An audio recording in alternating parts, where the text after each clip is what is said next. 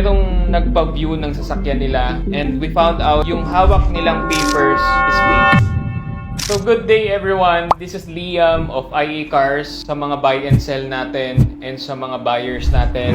This video was created for documents verification, kung totoo ba yung papel na hawak nyo. Kahapon, merong nagpa-view ng sasakyan nila. In short, merong binibenta sa aming sasakyan and we found out na yung hawak nilang papers is fake. Meron ako ditong mga sample na ORCR. Sa tagal na rin namin, nakakuha na rin kami ng copy ng fake na CR na dinala dito sa amin. Yung may-ari, hindi nila talaga alam na peke yung papel. Gusto rin nilang makatulong sa mga buyers. Binigyan tayo ng kopya. Paano ba natin malalaman if original yung hawak nating papers? Lalo na pag bibili tayo ng second-hand na vehicle. First of all, ang dapat nating gawin is to have verified ng mga agencies natin kung sino yung nag-provide ng papers na yon. Ang gusto natin ma-verify itong CR na to and yung OR, kailangan bago kayo bumili ng sasakyan, dapat na ma-verify muna kay LTO. As of today, 2025, meron na tayong dalawang CR na format na nagre-regulate ngayon sa market. Ito yung old CR na kung tawagin natin, yellow CR pa. And this one, na parang titulo ng bahay, ito yung newer one, which is blue CR. Dito, unahin natin yung old CR. Paano ba natin ma-determine if it's fake or it is original? So, number one, ang fake CR, kung pagko-compare natin siya dito sa original CR, dito makikita natin, itong fake one is medyo matingkad ang kulay niya and medyo matapang ang yellowish na part sa kanya. Dito naman sa original, light yung yellow part niya, which is yung background logo ng LTO. Medyo light siya. And pagdating naman dito sa CR number, dito sa fake natin is darker siya. And dito naman sa original natin is lighter. This one, na-verified na namin na this one is original. Makikita nyo dito, yung part na to is walang encumbered. Pero nung binerify namin, naka-encumbered siya. Isa sa dahilan bakit sila namimeke ng CR, meron silang CR para maibenta nila yung sasakyan. Sa mga hindi nakakaalam, madali itong pekein itong old CR dahil marami silang pinagpapagawa nito para mapeke ito. So the best thing to do, pa-verify nyo sa LTO yung mismong papel at mismong detail. Dapat nagtutugma to doon sa verification na binigay sa inyo ng LTO. Pag encumbered siya, dapat yung CR nyo naka-encumbered din. Katulad po nito. Naka-encumbered po ito kay East West Banking Corporation. Dapat nakalagay din po yan doon sa CR nyo. Pagdating naman po dito sa visual checking, paano kung pumunta kayo doon sa unit or doon sa seller na hindi nyo pa na-verify yung papel or yung mga details ng papel. Kami po, nalalaman namin agad dahil meron pong mga security features ang bawat papel o ang bawat ORCR. So dito po sa CR, malalaman po namin agad if fake yung paper. Number one, by using a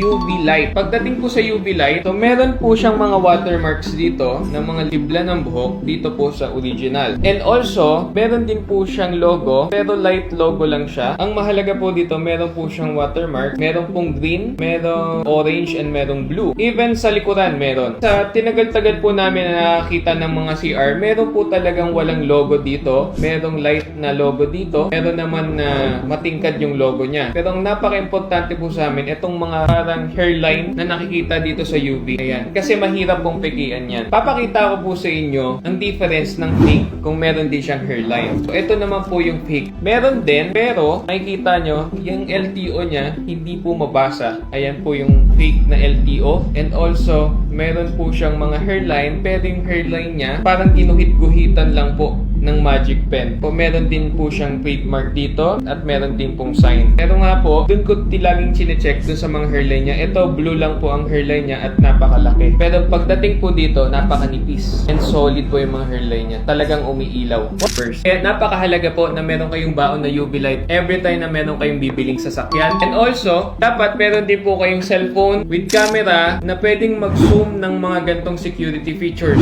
Dito, ma-check natin yung mga security features features, ito pong line na yan, dapat po merong nakasulat dyan na LTO, na readable. So, ayan, makikita nyo dito na meron pong mga nakasulat LTO, DOTC. Pagdating naman po dito sa fake na papers, meron din siyang nakasulat but medyo darker siya at hindi po masyadong mabasa. Nagpapatong-patong na yung mga letters niya. Mas malaki ang sulat ng fake, dito mas maliit at mas manipis. Pagdating naman ho dito sa may star, meron kayong makikitang star dito sa papers. Dapat ang star is pointed. Talagang patusok yung mga edges niya, hindi mapabilog. So, yan po yung mga security features ng original na CR. And also, check natin dito sa fake. So, sa fake, padedetermine nyo agad na medyo blurry yung star niya at kung mapansin nyo, hindi masyadong patusok yung star niya. So, very important yung mga security features na yan pag mag-check kayo ng mga CR. And also, meron pa po tayong security features na makikita dito sa gross, sa part na to. Meron pong nakalagay din yan sa line nito na LTO. So, kung mapapansin nyo sa fake, hindi po mabasa.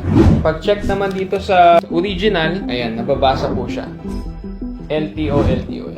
Once nabibili po kayo ng sasakyan, and lalo na sa mga buy and sell natin, marami pong bumibili ng mga buy and sell na ang ginagawa lang po is tiwala lang dahil kilala nila yung seller. Sabi ko nga, once na nagbi-business na kayo, syempre saseryosohin na natin pag negosyo, hindi pwedeng tiwala lang. Kailangan ginagamitan din natin ng procedure sa pagbibili ng sasakyan. Kasi meron po sa aming dati sa sobrang tiwala namin din sa seller at hindi rin alam ng seller kung original to dahil meron po tayong mga tinatawag na fast break na hindi na natin nakikita yung mga papel. Talagang binabayaran na natin on the spot without looking the papers. Ngayon, meron pong mga dumating dito sa amin na dito na lang din namin nalaman na peke yung naibigay sa aming papel. So guys, and buy and sells, mga colleagues ko, nagkalat na po ang mga fake papers ngayon. And also, itong bagong CR na to, na fake din, meron po kayong mga papakita sa inyo na differences. Hindi ko na siya explain ngayon, pero ipapalabas ko na lang dito sa video kung anong differences ng original at sa fake. Dahil wala pa po akong comparison dito, hindi namin nakuha yung papel na nagbebenta sa amin kahapon. So ngayon, papakita ko na lang sa inyo yung original and paano siya ma-UV. So ayan po ang original. Napakalinaw. And also, meron din siya mga hairline na color red or orange.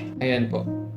So in short, kahit po nagpa-verify kayo kung parehas din naman sila ng details, hindi nyo malalaman kung original. Kailangan nyo talagang gawin is yung visual checking dito sa papers. Sa mga colleagues ko, doble ingat po tayo sa panahon ngayon. Lalo na sa amin, kahit matagal na po kami sa industry na to, talagang nag-iingat po kami kasi hindi po maliit na bagay yung paglalabas natin ng pera. It costs a lot para sa atin at pinaghirapan natin yung pera. So guys, isa na lang masasabi ko, sa panahon ngayon, magdoble ingat tayo sa mga nakakatransact natin. And make sure na ang makakatransact natin is legit seller. If may problem sa papel, kaya tayong i-money back guarantee. So, yun lang guys. And this is Liam from IA Cars.